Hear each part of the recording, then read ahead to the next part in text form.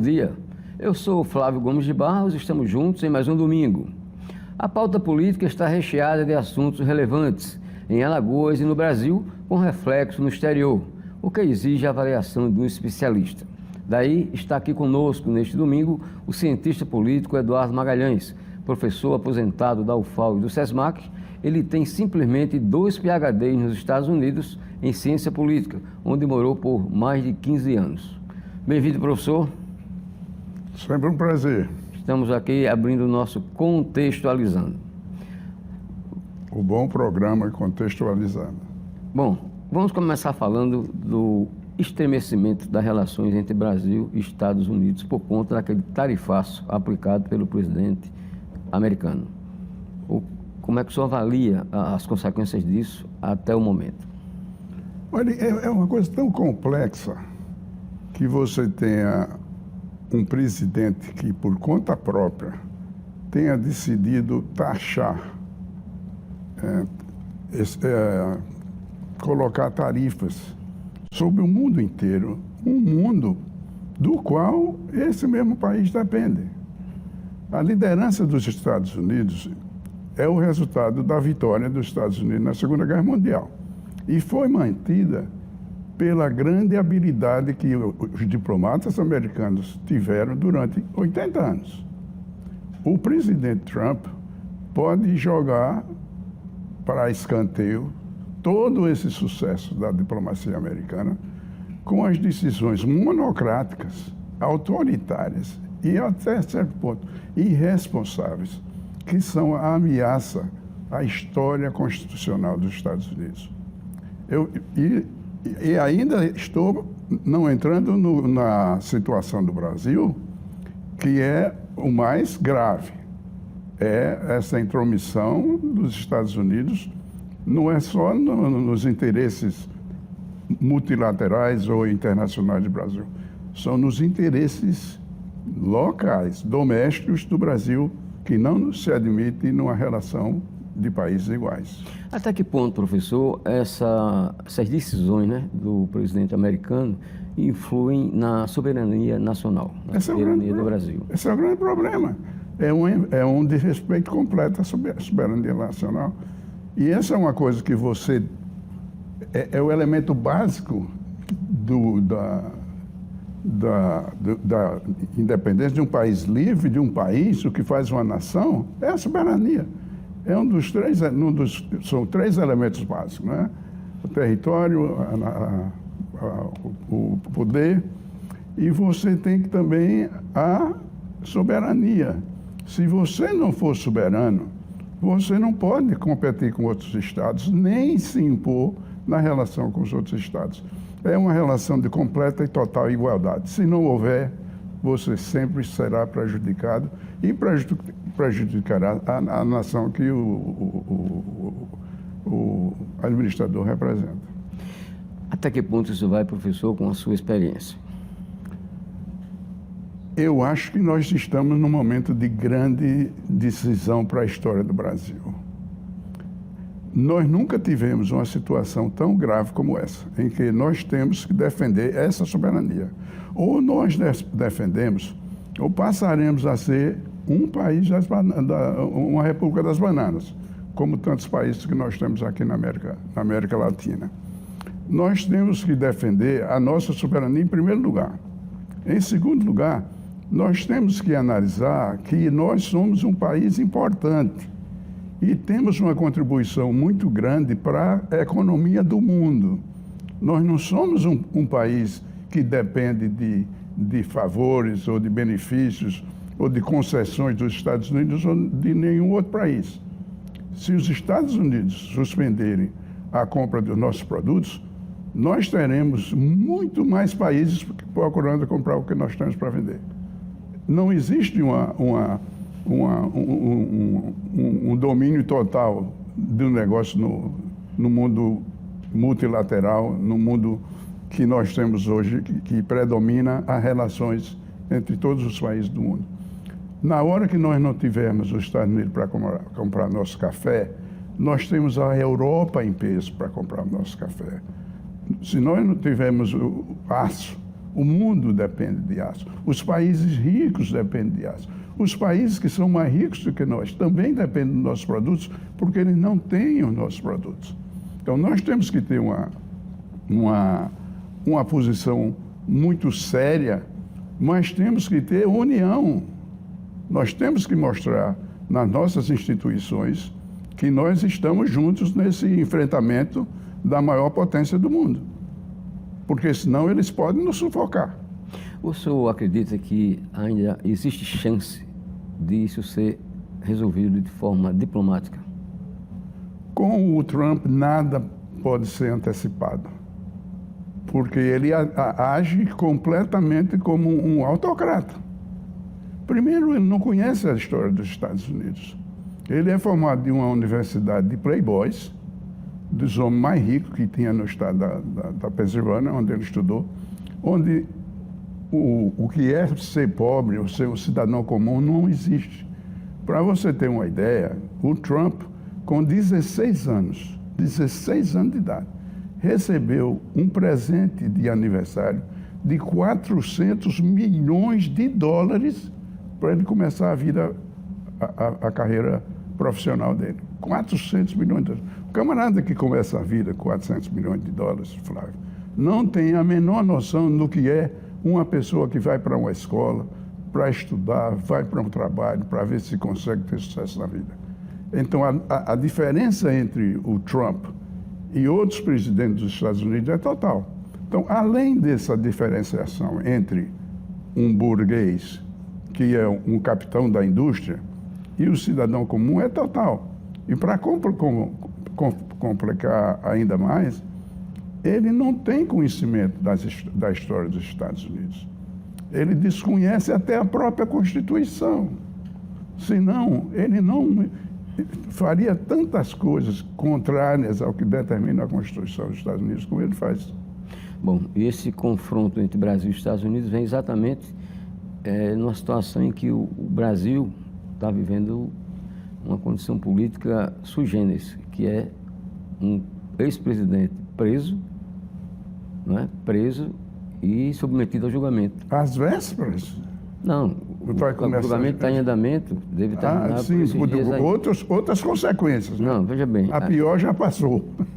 Então está passando. E tem uma característica esse julgamento, que tem uma certeza. Todo mundo, até os bolsonaristas acham. Jair Bolsonaro vai ser condenado. Só não se sabe, a essa altura, a pena que ele vai receber. Aí complica mais. Seja qual for a pena que ele vai receber, quem é que tem isso a ver com o presidente dos Estados Unidos? O que é que o presidente dos Estados Unidos pode fazer para determinar que uma pena que seja prolatada pela justiça brasileira vai ser modificada para satisfazer o interesse de Donald Trump e os Estados Unidos da América do Norte? Por quê? Nós não temos nenhuma obrigação de explicar a Trump ou a ninguém por que a nossa justiça. Uma coisa que nós temos, Flávio, com todos os problemas da justiça brasileira, nós temos um judiciário que é muito competente e é muito capaz. Tem seus problemas e são muito agora porque a nação está dividida. A nação criou um desrespeito total pelo judiciário, como se o judiciário fosse uma fonte de malfeitos e malfeitores. E não é. O judiciário brasileiro nos deu orgulho em toda a nossa história. Sempre nos orgulhou. Estamos passando por um momento difícil porque nós nos dividimos de forma ideológica. E essa ideologia transformou as pessoas de um lado ou de outro. Em toda a história do Brasil, nós tivemos posições opostas. Nós tivemos adversários políticos. Hoje, nós não temos mais isso. A situação chegou a um ponto de nós nos tornarmos inimigos uns dos outros. Se você disser, eu sou CSA, o outro camarada imediatamente não pode mais ser CSA. Ele vai ter que ser CRB ou até o Bahia. Mas não pode ser do mesmo lado que você está. Chegamos a esse ponto na política brasileira. Aqui comigo, o cientista político Eduardo Magalhães. Professor, vou repetir a pergunta que eu deixei no ar no intervalo, antes do intervalo. Quais são os reflexos da condenação de Jair Bolsonaro no cenário político do Brasil em 2026? Olha, o principal reflexo é como o próximo presidente, se o presidente Lula não for reeleito, como é que o próximo presidente vai tratar o prisioneiro Jair Bolsonaro? Porque você tem a situação mais grave. O governador de São Paulo fez uma declaração, a mim me pareceu, de uma irresponsabilidade total de um candidato. Dizer que o primeiro ato dele seria perdoar Bolsonaro. Primeiro, ele não pode perdoar Bolsonaro. Não pode dar um indulto, é inconstitucional, nessas circunstâncias. Nessas circunstâncias. Então, você vai de encontro à própria base de todo o ordenamento jurídico do Brasil, é a Constituição. Se ela for respeitada assim flagrantemente pela maior autoridade do país, que é o presidente da República, você coloca em situação de pânico toda a estrutura jurídica nacional. Todo o país vai sofrer por uma decisão dessa. A decisão de perdoar, tem que haver uma razão grande para perdoar. Que seja muito maior, muito mais justa do que as razões que levaram a pessoa a ser presa. A pessoa, quando é condenada, a não ser que seja num sistema autocrático, numa ditadura, ele passa por um processo legal, o que se chama due process, uma invenção da Constituição americana. Processo legal, em que tudo que está acontecendo com o Bolsonaro, que aconteceu com o Bolsonaro, foi para todo mundo saber. Não tem nenhum segredo. Os autos estão aí para ser lidos, até a televisão está acompanhando todos os interrogatórios, e você chega a uma posição que a justiça tem que se pronunciar. E, uma vez analisados os autos, ou se condena ou se perdoa. Professor, sem Bolsonaro, quem seria, na sua opinião, o candidato mais forte de oposição ao governo federal? O candidato mais forte está dividido. Pelas pesquisas, o candidato mais forte é o governador de São Paulo. Mas o governador de São Paulo, ele está se transformando no candidato de Bolsonaro. E a prisão de Bolsonaro, se ela ocorrer, vai ser um baque pesado, talvez destruidor de todo o bolsonarismo. Porque se ele for condenado e se for mantida a prisão, e claro que tem que ser, ou você tem um ordenamento jurídico funcionando e que é respeitado, ou é melhor não ter esse ordenamento jurídico. Se ele for condenado, tem que cumprir a pena. Pode ser que mais adiante, com as benesses que nós temos no sistema jurídico brasileiro, ele vai ser redução de pena e assim, mas não pode deixar de cumprir o que é determinado pela justiça. O Bolsonaro não permite sombra. Ele é único, é uma árvore única no deserto, onde o sol não faz sombras. Então é ele e é ele mesmo. Se houvesse um candidato dele, seria um candidato da família. Nenhum outro candidato ele apoiará. Nenhum outro candidato. Ele vai fazer de conta que está na prisão, que não vai se envolver com a candidatura de ninguém. O candidato natural seria o filho. Mas o filho criou tanto problema para o Brasil e para o próprio Bolsonaro. E para o próprio Bolsonaro, que vai ser muito difícil que ele venha a conquistar o eleitor, o pai está na cadeia. Mas mantido esse cenário, Bolsonaro não é candidato. Lula pode se considerar favorito? O Lula é favorito dependendo de duas coisas. Você está vendo a oscilação que ele está tendo no desempenho nas pesquisas de intenção de voto. Se estiver num movimento de elevação, de subida, ninguém o derrota, porque ele é o político mais habilidoso do Brasil.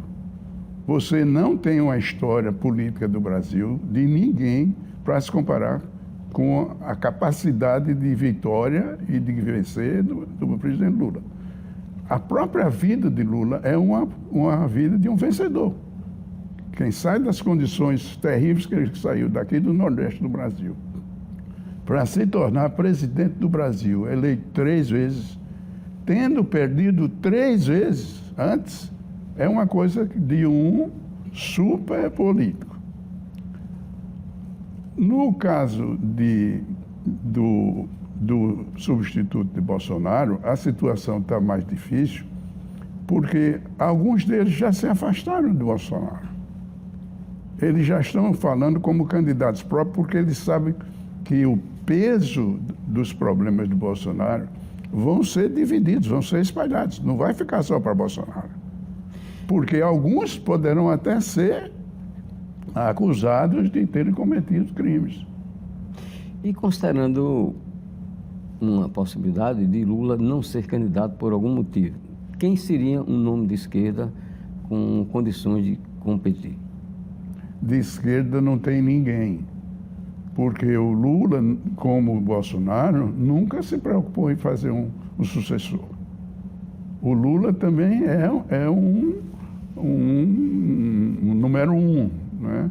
Não tem herdeiros, não preparou herdeiros. Assim mesmo, é a mesma coisa que o Bolsonaro. Mas no caso do Lula, você tem 30 e tantos partidos para saírem com o candidato a presidente da República. E tem uma estrutura de governo, né? Hein? Tem uma estrutura de governo. Uma estrutura de governo e agora com dinheiro que não tem onde botar. Com o financiamento de campanhas do Brasil, você não tem onde colocar dinheiro. Agora, a dificuldade é que o Lula vai ser candidato a presidente da República, a não ser que ele adoeça.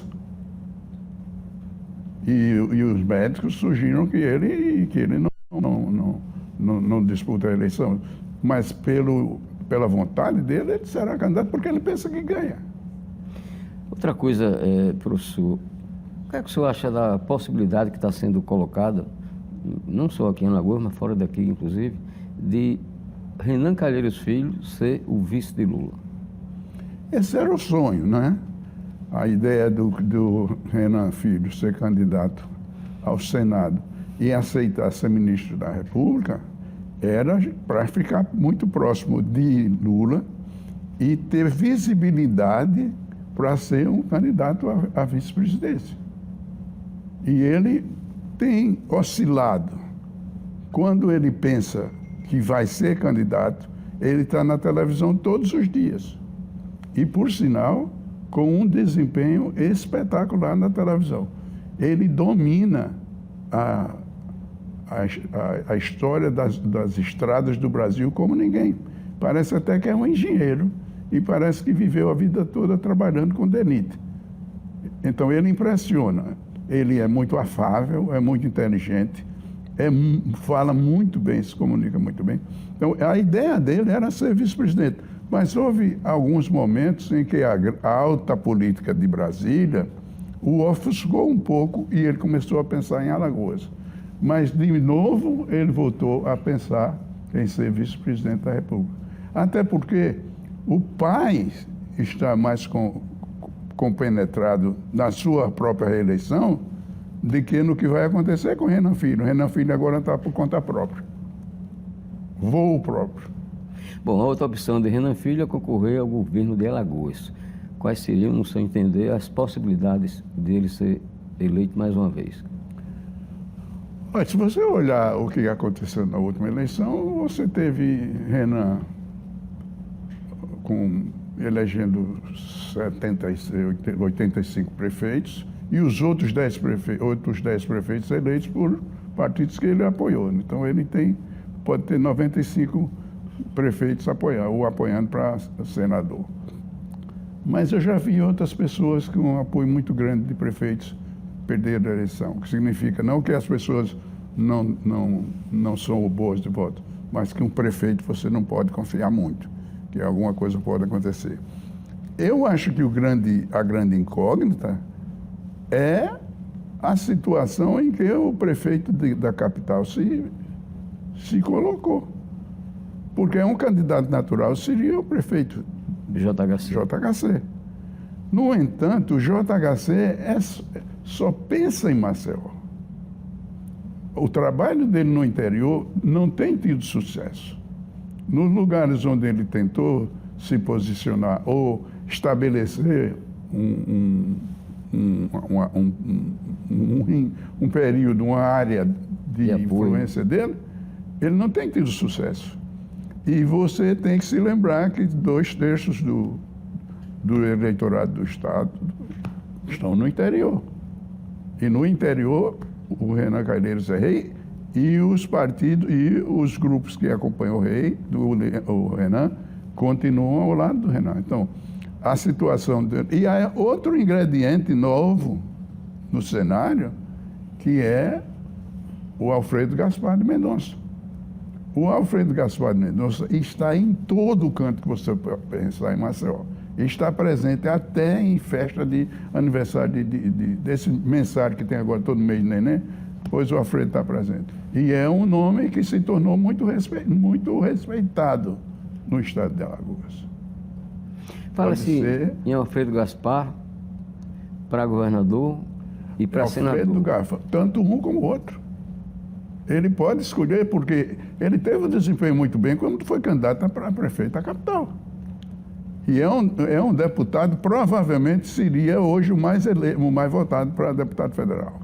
Inclusive disputando pau a pau com Arthur Lira. Os nomes mais citados e mais cotados, né, para Senado são de Renan Calheiros, que vai tentar sua 5ª reeleição, e do deputado federal Arthur Lira. Né? Esses dois realmente poderiam ser considerados favoritos? O Arthur Lira vai ser candidato a deputado federal. O Arthur Lira tem um prestígio. Hoje, o Arthur Lira é o presidente da Câmara dos Deputados. Você tem um preposto lá no lugar dele, na mesa. Mas quem manda... Nesse problema que nós tivemos recentemente em Brasília, quem resolveu foi o presidente, que o presidente, de fato, é o Arthur Lira. Como é que ele vai disputar uma eleição para o Senado que ele pode perder, quando ele tem a garantia de ser eleito senador, de ser eleito deputado federal e voltar à presidência da Câmara dos Deputados?